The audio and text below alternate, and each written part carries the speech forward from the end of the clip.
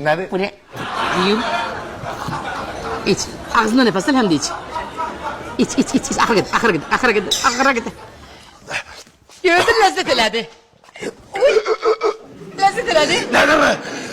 Koşuna geldi. Ben bilirdim ki koşuna gelecek. Nedir mi? Patlıcan soku.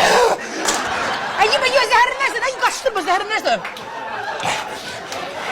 Can. Defne nefes, ağzına nefes al. Her bir iki defa değil ona göre sonra olmayacak bile. Bu nasıl börek yeri var? Yok. Diğer böreklere. Yok et. Ne yeri var bunun? Hiç de xeyri yoktu. Ben bunu bana dedim bu patlıcanı çaksın şunu. Ne kışkırırsa? Oy, bir koç cevap verim de ona. Neyini turluyor, görmüşsen ne gün dedim adımıza. Çürüyor deyip dedim gayret versin. Oy, hem de sokuştu, canına xeyri olsun da zibil. Turlayasın da öylem ki. Özünde işleyin.